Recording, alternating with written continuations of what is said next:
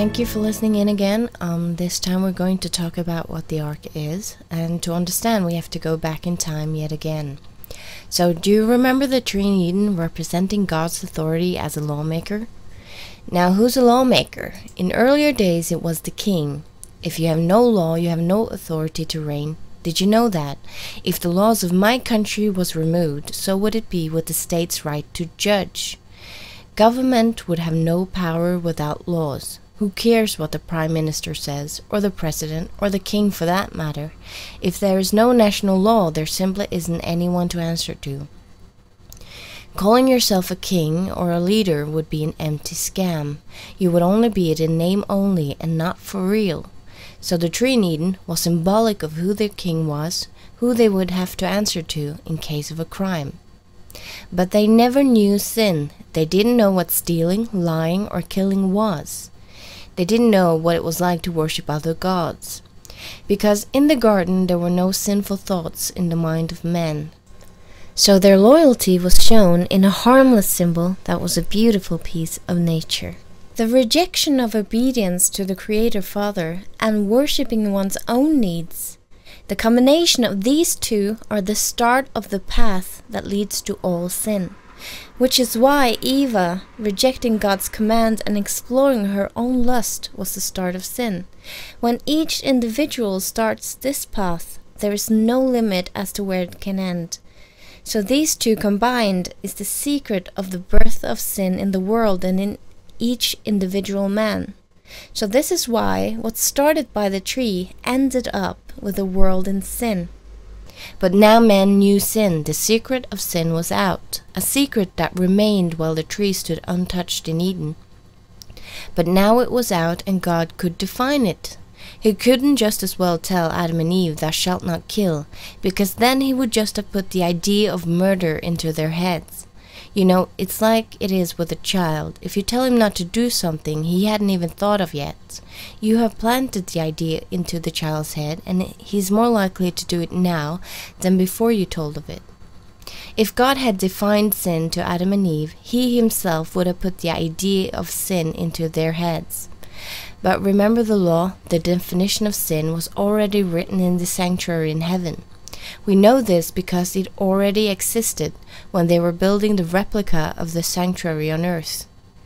But the heavenly sanctuary was unrevealed because it wasn't relevant. So the tree in Eden defined sin without revealing sinful nature. The tree is a match with the Ten Commandments. One is hiding the knowledge of good and evil, the other define it. The tree was forbidden to touch and eat from so it could prevent sinful nature to be known, and the law defined sin. In the first book in the Bible we learn that Adam and Eve was refused the right to eat from the tree of life because they had eaten from the tree of knowledge of good and evil. They were cast out of the garden, and cherubs was guarding the entrance.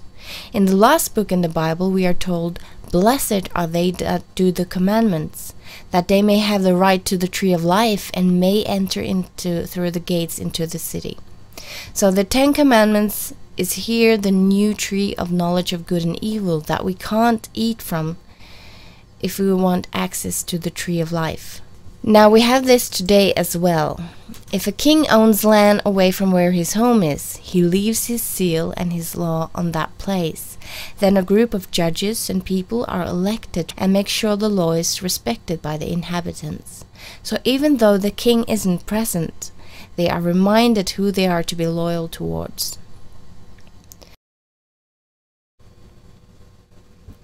God did not copy the ways of man, but this way of government is inspired by God, according to Romans 13, 1-2.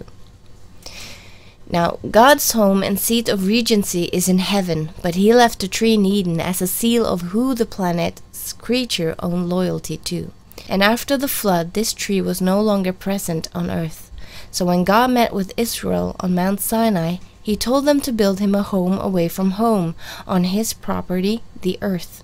He didn't choose Israel to be his only people to reign. No, his plan was greater and worldwide. He said, "Now therefore, if ye will obey my voice indeed, and keep my covenant, then ye shall be a peculiar treasure unto me above all people, for all the earth is mine. And from Exodus, and ye shall be unto me a kingdom of priests and a holy nation. They were elected to represent him to the world.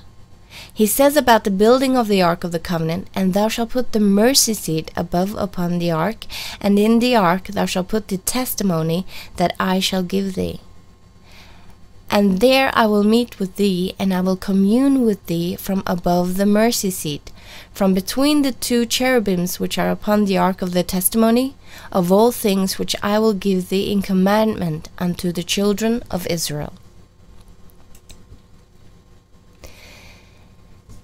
This does not mean he was no longer king in heaven. It only means he claims to be the supreme judge on earth. The Ark of the Testimony became a symbol of who it is that judges man and who the world owns their loyalty to.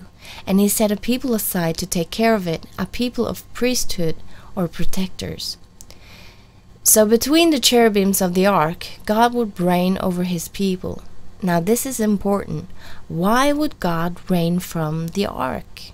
We have gone back to what we just talked about. Without a law, there is no authority. So to be able to reign and to be able to call himself a king, he has to have a law that seals his kingship, just like the tree. In the law that was underneath where he would appear was 4 commandments telling about man's responsibility to him as their king. The 6 other laws explained how we were to treat each other. The 4th commandment, and for some it's the 3rd, because people have changed God's law later, but in the original law, as it is written in Exodus chapter 20, this is the 4th commandment. And in this commandment, he gives the reason for his right to reign over us.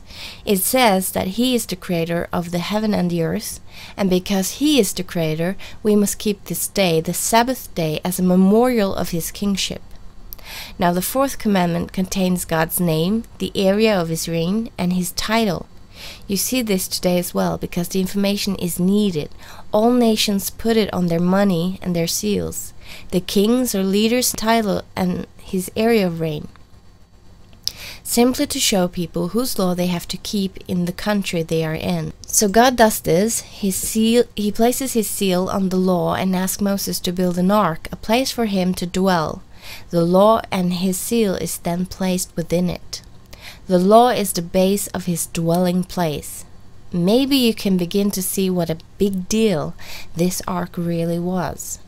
Now notice the law doesn't say, I'm the creator of Israel. No, in the seal it says that he is the creator of the earth, nothing less. The tables of the law and the ark is therefore relevant to everyone on the planet. The claim he is making involves all of us, not just a few elect.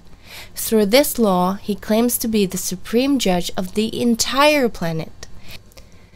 He says, for all the earth is mine.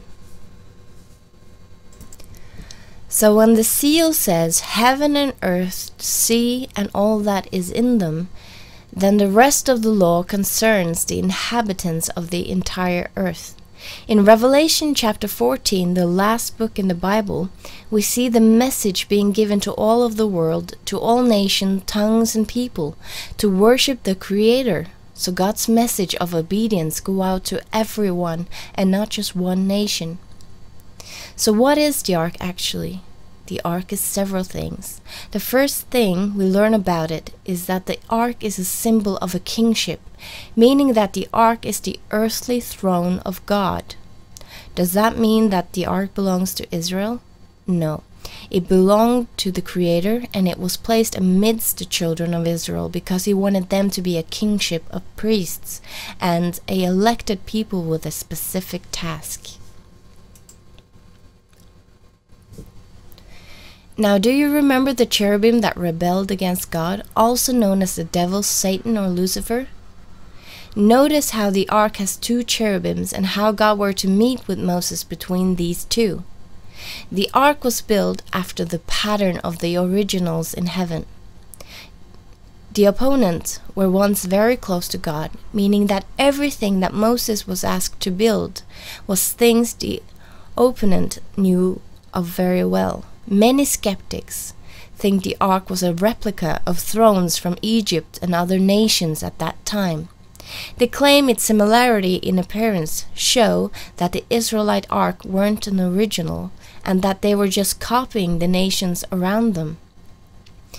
But just as pharaohs claimed kingship with the serpent on their crowns, and so their serpent master knew of the heavenly things and could copy them. So there is no wonder that many of the earthly thrones were built in a similar fashion. Here is an example of a throne with 2 cherubim on each side, and here's another from Egypt, and here is a Hellenistic one.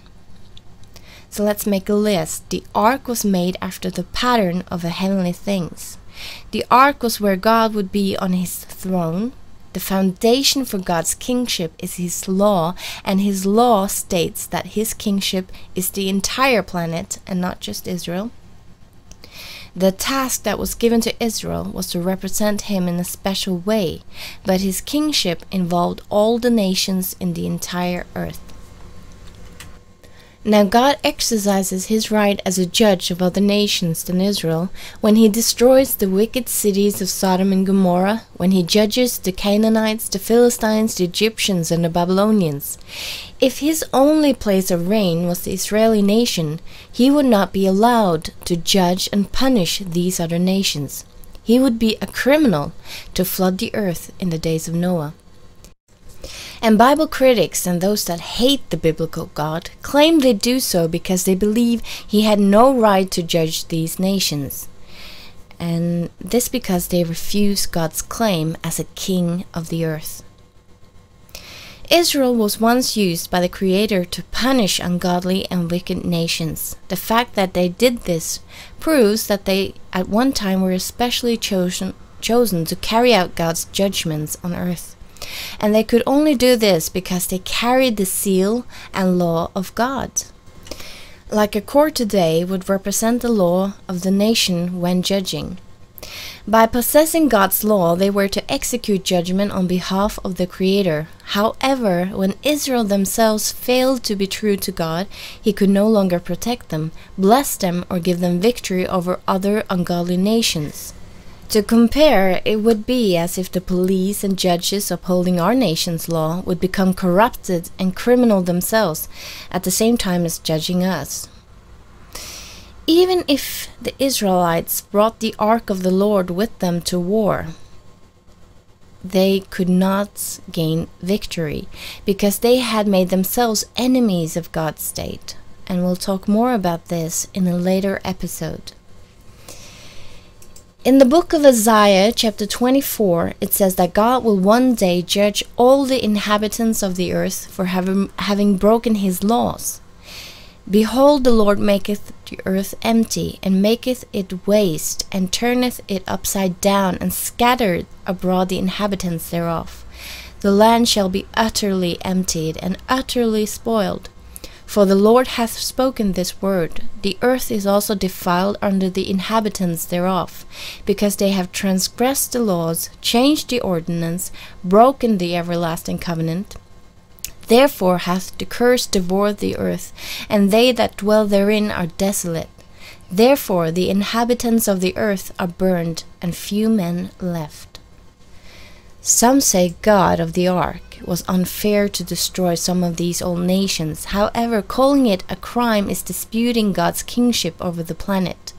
God said, I have made the earth, the man and the beast that are upon the ground, by my great power and by my outstretched arm, and have given it unto whom it seemed meet unto me. So the ark then has strong similarities to the tree in Eden, representing God's authority on earth, while he himself has his home and main throne in heaven. Understanding what the ark is should awaken everyone on this planet, no matter what background, to listen to the one who claims that we owe him obedience. And it should also make us understand that a discovery of this ark would affect every human being, every nation, and not just Israel. If the claims made in the law in the ark is correct, and its origin is from who it claims to be, then this item isn't Israel's most sacred artifact. It is the world's most sacred artifact, because the one whose law it is claims to have the right to judge you, no matter who you are. Now, Yeshua gave us a parable about a group of men that were set to guard a vineyard. And he says in Matthew 21, verse 33 to 41, "Hear another parable. There was a certain householder which planted a vineyard, and he hedged it round about, and dug a winepress in it, and built a tower, and let it out to husbandmen, and went into a far country. And when the time of the fruit drew near, he sent his servants to the husbandmen, that they might receive the fruits of it. And the husbandmen took his servants, and beat one, and killed another, and stoned another. Again he sent another servants more than the first, and they did unto them likewise. But last of all he sent unto them his son, saying, They will revere my son. But when the husbandmen saw the son, they said among themselves, This is the heir, come, let us kill him, and let us seize on his inheritance. And they caught him, and cast him out of the vineyard, and slew him. When the Lord therefore of the vineyard cometh, what will he do unto these husbandmen? They say unto him, He will miserably destroy those wicked men, and will let out his vineyard unto other husbandmen, which shall render him the fruits in their seasons. So this leads us to ask what the ark of the Lord looked like. Understanding what it looked like is important to determine if a discovery is fake or not. And when we study this very subject, we will surprisingly get a hint of the destiny of the Lord of the Ark. So make sure to come back for episode 3.